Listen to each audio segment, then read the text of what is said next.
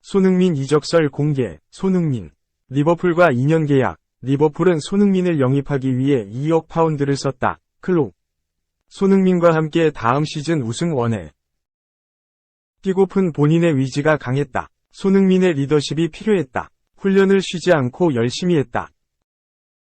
마지막 경기에서 20분을 뛰었다. 100% 컨디션은 아니었지만 경기에 출전할 수 있어서 고마웠다. 클린스만 감독. 손흥민, 30일, 토트넘 호스퍼, 2월에 완벽한 컨디션이 아니었다. 8개월간 스포츠 탈장 고통을 참고 버티며 뛰었고, 시즌이 끝난 뒤 수술을 결정했다.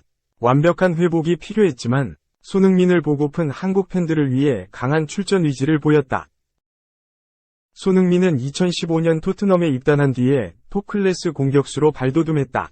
프리미어리그 데뷔 시즌에 부침이 있었지만 주전 경쟁을 이겨냈고 토트넘 내 핵심 선수로 성장했다. 2021-22 시즌에는 아시아인 최초 유럽 5대 리그 득점왕을 해내면서 세계적인 무대에 이름을 새겼다. 기대가 컸던 2022-23 시즌이었지만 부상에 신음했다. 안토니오 콘테 감독 전술과 새 선수들 간 궁합도 맞지 않았는데 월드컵 직전 안아골절을 당했다. 후반기에 프리미어리그 100번째 골을 넣으며 존재감을 입증했지만 득점왕 시즌에 비하면 파괴력이 부족했다. 알고 보니 스포츠 탈장 고통을 참고 뛰었다. 리즈 유나이티드와 프리미어리그 최종전이 끝나고 수술을 결정했고 회복에 전념했다. 6월 부산과 대전에서 열렸던 페루, 엘살바도르전 출전을 위해 대표팀에 합류했을 때도 정상적인 팀 훈련을 이어갈 수 없었다. 완벽한 몸 상태는 아니었지만 한국 팬들을 위해 뛰고 싶었다. 협회 관계자는 페루전을 앞두고 스포츠 탈장 수술을 알리면서 손흥민 출전 의지는 강하다고 알렸다. 하지만 위르겐 클린스만 감독은 선수 보호를 선택했다. 엘살바도르전에서는 후반에 교체로 뛰었다. 회복세를 보이며 팀 훈련을 했지만 100% 가벼운 움직임은 아니었다.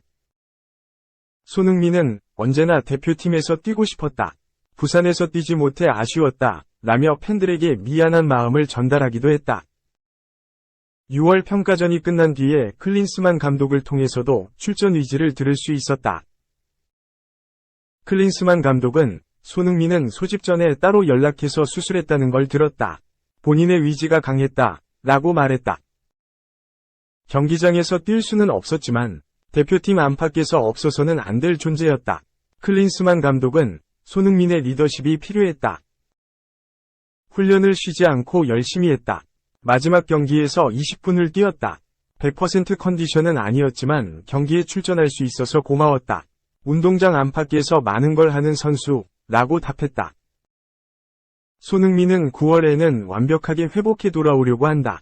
엘살바도르전이 끝난 뒤에 취재진과 만난 자리에서 이제 며칠 몇 주 동안 자유의 몸이다.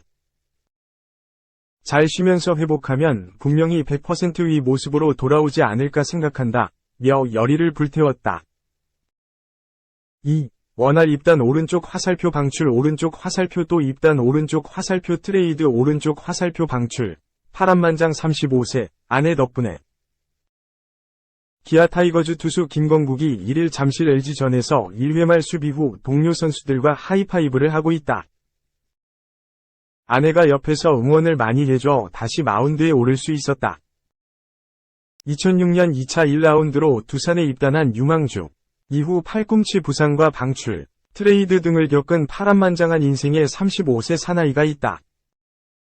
기아 타이거즈 투수 김건국. 그가 무려 1479일 만에 선발 등판에 씩씩하게 공을 던졌다. 1일 서울 잠실야구장. 만원 관중으로 가득 찬 잠실야구장. LG 트윈스가 앞세운 투수는 이날 경기 전까지 10승 무패를 기록 중인 에이스 아담 플러코였다. 그리고 이에 맞서 기아의 연패 탈출 특명을 받고 올 시즌 처음으로 마운드를 밟은 투수. 바로 김건국이었다. 김건국이 선발 등판한 건 2019년 6월 12일 잠실 LG전, 당시 롯데 소속, 이후 1479일 만이었다. 1회 말 김건국은 선두타자 홍창기를 상대로 초구 스트라이크 145km를 꽂으며 상쾌한 출발을 했다. 결국 2구째 홍창기를 좌익수 뜬공 처리한 뒤 문성주를 유격수 땅볼, 김현수를 9구 승부 끝에 내야 땅볼로 유도하며 3자 범퇴로 1회를 마쳤다. 이어진 2회 말, 오스틴을 상대로 유리한 0에서 2위 볼 카운트를 잡고도 볼 4개를 연속으로 던지며 출루를 허용했다. 하지만 오지환을 헛스윙 삼진, 박동원을 1루수 뜬공, 문보경을 2루 땅볼로 각각 유도하며 노히트 피칭을 이어나갔다. 경기 전 사령탑인 김종국 기아 감독은 5이닝 이상 던지면 가장 좋고 3이닝 정도 책임져 줬으면 좋겠다 면서 오늘 경기는 불펜데이 개념으로 풀어나갈 것이라고 이야기했다.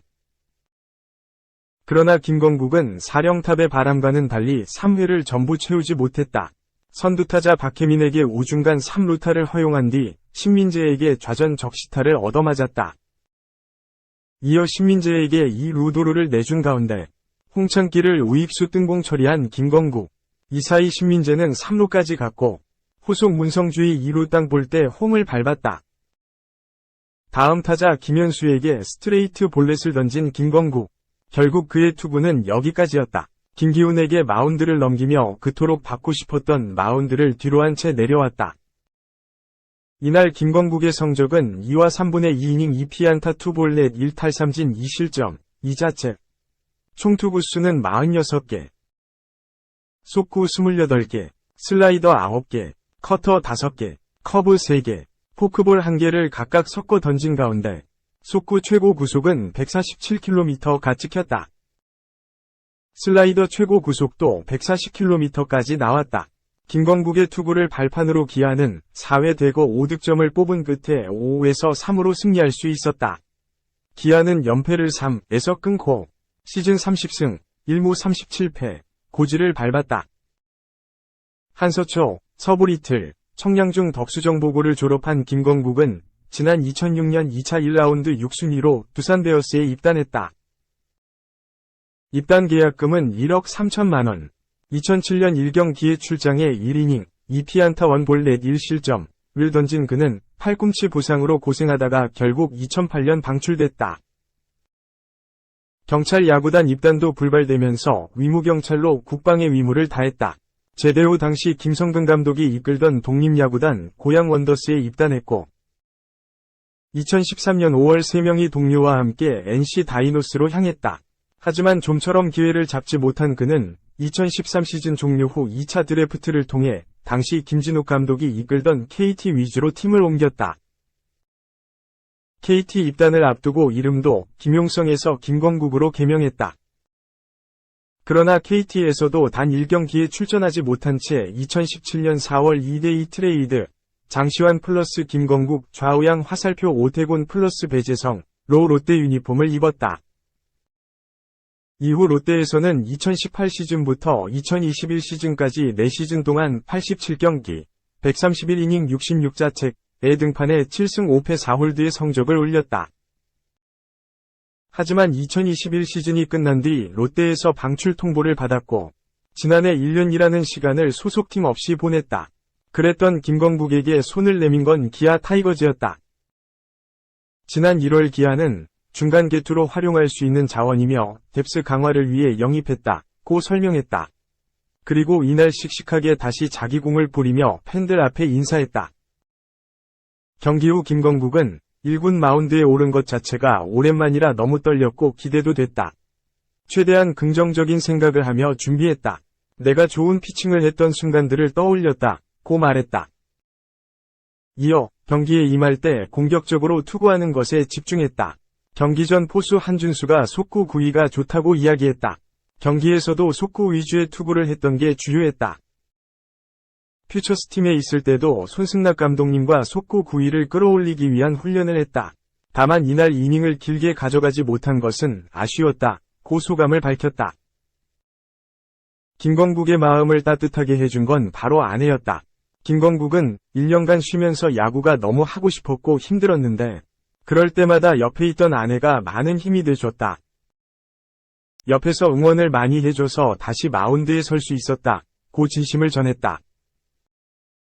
끝으로 그는 앞으로도 공격적인 투구로 기아 팬들에게 좋은 모습을 보여줄 수 있도록 하겠다 며 다음 투구를 기약했다. 3. 오타니가 진짜 전국구 슈퍼스타인 이유. 이런 사람들도 댓글을 다네. 오타니 슈에이, 에인절스, 이 영향력이 상상 이상이라는 것을 보여주는 일화가 등장했다. 메이저리그 전국구 스타 그 이상의 영향력이다. 오타니는 6월 한 달 동안 남들이 1년을 쳐도 못 기록할 홈런 15개를 쳤다. 1일 애리조나전에서 기록한 시즌 30호 홈런은 무려 493피트.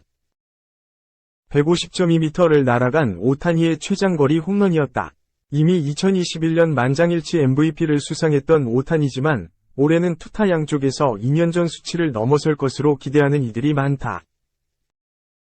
지난 3월 WBC 월드베이스볼 클래식에서 일본의 우승을 이끈 맹활약의 올해 정규 시즌에서 한층 발전한 경기력을 보이면서 많은 야구계 종사자들이 오타니를 찬양하고 있다. 오타니의 소식이 SNS에 올라오면 뜨거운 반응이 뒤따른다. 놀라운 점은 야구에 관심이 없던 이들도 오타니의 활약상에는 흥미를 갖는다는 점이다. 팟캐스트와 방송 출연, SNS 운영 등 다방면으로 야구 콘텐츠를 만드는 제러드 카라비스는 2일 한국 시간 트위터에서 자신의 경험담을 소개했다. 그는 오타니의 멋진 점은 내가 그의 활약상을 트위터에 올릴 때마다 야구 팬이 아니거나 거리가 있는 이들도 댓글이나 인용 같은 반응을 보여준다는 점이다. 다른 선수의 것을 올렸을 때는 한 번도 본 적 없는 일이라고 썼다. 그만큼 오타니가 많은 이들에게 이름을 알리고 있다는 얘기다. 한편 오타니는 2일 애리조나전에서 4타수 무안타로 침묵했다. 최근 2경기 연속 홈런을 포함해 5경기 5홈런, 9경기 연속 안타를 기록하던 상승세에 제동이 걸렸다. 메이저리그 통산 20경기 등판이 전부인 신예 라인 넬슨을 상대로 3타수 무안타에 그쳤고 2번이나 삼진으로 물러났다. 에인절스는 1에서 3으로 역전패했다. 선제 솔로 홈런을 기록한 앤서니 랜던이 역전당하는 점수로 이어지는 실책을 저질렀다. 에인절스 타선은 넬슨에게 7과 3분의 1이닝 3피안타 1실점 호투를 허용하고 말았다. 9회 말에는 2, 4후 볼넷 2개로 마지막 기회를 얻었으나 무득점에 그쳤다.